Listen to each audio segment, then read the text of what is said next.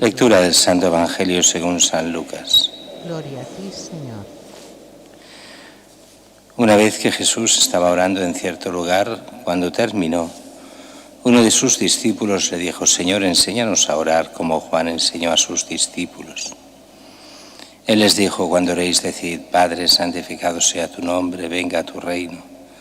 Danos cada día nuestro pan cotidiano, perdona nuestros pecados, porque también nosotros perdonamos a todo el que nos debe, y no nos dejes caer en la tentación. Palabra del Señor. Gloria a ti, Señor Jesús.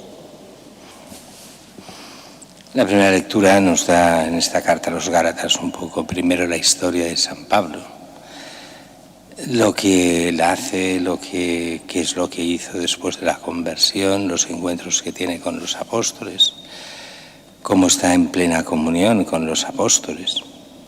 Pero estar en plena comunión con los apóstoles no quiere decir que uno no pueda decir la verdad cuando ve que hay errores, no errores doctrinales, sino errores de pecado. O sea, y es lo que pasa con Pablo y Pedro. Pablo va a ver a Pedro, a Cefas, y se encuentra con que está haciendo lo que llaman la simulación, que es él que ha entendido, aunque le ha costado entenderlo, que la ley ha caído. Toda la ley antigua era solo una preparación a la ley nueva, la ley de Cristo. Todo lo que era el Levítico ya no tiene sentido. Ya lo que quedan son los mandamientos de Cristo. Y por eso nosotros, si os fijáis bien, lo hemos repetido 1000 veces, los 10 mandamientos nuestros no son los de Moisés, sino son pasados por el sedazo de Cristo, del Evangelio. Y por eso cuando uno se pone a leerlos uno al lado de los otros, dice: no es lo mismo, claro que no. Nosotros seguimos a Cristo, que es la plenitud de la ley. Esto lo explicamos mucho mejor cada vez que leemos el Sermón de la Montaña, donde ahí se ve claramente. ¿Qué problema había? Pues que Pedro, con los que son judíos, o sea, cristianos de origen judío, pues no se atreve a decirles toda la verdad, en el sentido de que, bueno, ¿qué pensarán? Porque ellos están acostumbrados a seguir la ley, pues nosotros hacemos ver que seguimos la ley también, la ley antigua abolida, aquella ley que ya no tenía sentido, solo tiene sentido la ley de Cristo a partir de la resurrección de Cristo, y más con el don del Espíritu Santo. Bien, él convence a los suyos, incluso Bernabé, el gran Bernabé, que es uno de los grandes de la iglesia primitiva, hace caso a Pedro y simula también. Y Pablo lo corrige públicamente y ante todos, corrige a Pedro. Pedro es el Papa, Pedro es mucho, y sin embargo cuando se equivoca hay que decírselo. Y Pablo lo hace, y Pedro acabará aceptando la corrección de Pablo. De hecho, en la Iglesia hay una institución, sabéis que en mediados del siglo XI se crea lo que se llaman los cardenales. Los cardenales no están hechos para ir solo de rojo y figurar, sino que tienen una doble misión en la Iglesia. Una misión es la de ayudar al Papa en lo que haga falta, y la otra es la de corregir al Papa. Cuando el Papa se equivoca, recordemos que la gente dice: no, ¿cómo se va a equivocar el Papa? Esto lo explica muy bien el Concilio Vaticano I, cuando habla de la infalibilidad papal. La infalibilidad papal está en los dogmas de fe, en aquello que se hace invocando al Espíritu Santo para que sea maestro infalible, y entonces se hace esos dogmas que son infalibles. Pero en todo lo demás el Papa es falible como cualquier otro obispo, como cualquier otro sacerdote, como cualquier otro laico. Se supone que por su experiencia y por su cargo, pues estará atento a no equivocarse lo mínimo posible. Pero como todos nos equivocamos, Y los cardenales se hicieron para eso, para ayudar al Papa a corregir aquellas cosas que el Papa haga mal. Y todos los papas han hecho cosas buenas y cosas que no eran tan buenas. Algunas por ignorancia, otras por imprudencia y algunas por pecado. Recordemos, y esto a la gente a veces le cuesta entender, pero cuando se escoge al Papa, se escoge expresamente en la Capilla Sixtina. ¿Y por qué lo hacen en la Capilla Sixtina?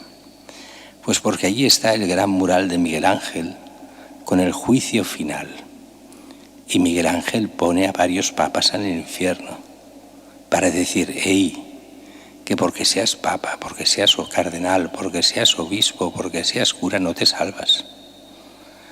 Que porque tengas un cargo importante, aunque sea el de papa, no te hace que tú seas un superhombre por encima de los demás, sino que te tendrás que ver en el juicio con Cristo. Y cuanto más alto, más duro es el juicio. Por eso los cardenales saben muy bien a qué se juegan. Están para servir a la Iglesia, pero para servir a Cristo. Cuando dicen, bueno, es que están al servicio del Papa, es una verdad a medias. La Iglesia no está al servicio del Papa, sino que está al servicio de Cristo toda. Y el Papa ha de ser un instrumento de Cristo. Y cuando puede fallar como instrumento, para eso los cardenales están, para advertir al Papa de lo que hace, para ayudarlo a seguir el camino recto, para que toda la Iglesia vaya a Cristo, el único mediador, el único redentor, el único salvador, no hay más que Él. Y en el Evangelio de hoy dejamos esta primera lectura, Pablo haciendo de cardenal, aunque no existían los cardenales. Y el Evangelio de hoy es curioso porque hay una parte que nos deja en la duda. Estaba Jesús orando en cierto lugar cuando uno de sus discípulos le dice, Señor, enséñanos a orar como Juan enseñó a sus discípulos. ¿Y cómo enseñó Juan a sus discípulos? Pues no lo sabemos, no hay datos. Sabemos que Juan debería tener alguna fórmula especial para enseñar a orar, pero ¿cuál era? Quedamos en la duda, no en la duda, en la ignorancia más clásica. Y Jesús explica el Padre Nuestro. Nosotros rezamos normalmente con la versión de Mateo, aquí tenemos la de Lucas, que en lo fundamental es idéntica. En pequeños detalles puede cambiar, pero no en lo fundamental. Y es que a Jesús no le van las fórmulas, le va el contenido, y el contenido de fondo es el mismo. Y si os fijáis bien, no dice cómo se reza, pues pedid todo lo que queráis, ir pidiendo cosas a Dios, no. Sino que ¿qué es lo que pedimos? Pedimos al Padre que sea santificado su nombre, o sea, que seamos santos nosotros. Lo primero que hay que pedir es la santidad. El que venga su reino, o sea, que Él pase a ser rey aquí, o sea, que vuelva cuanto antes y se acabe este mundo. Que nos dé lo necesario para vivir el pan nuestro de cada día, y ahí incluye, esto lo explicaba muy bien el Papa Benedicto, se incluye la Eucaristía diaria, aunque a algunos les cueste de entender. Que nos perdone los pecados, pero como condición hemos de perdonar nosotros a los que nos ofenden. Y sobre todo buscar no caer en la tentación, no caer en el mal. Cuando la gente justifica el caer en el mal porque es débil, lo que está haciendo es arruinando su vida moral. Otra cosa es que, cuando uno peca de debilidad es más fácil perdonarlo, pero en el momento que se perdona hay que volverse a subir, volver a rehacerse y dejar el pecado. Cuando justificamos nuestros pecados y entonces no nos convertimos, sino que seguimos en el pecado, vamos mal.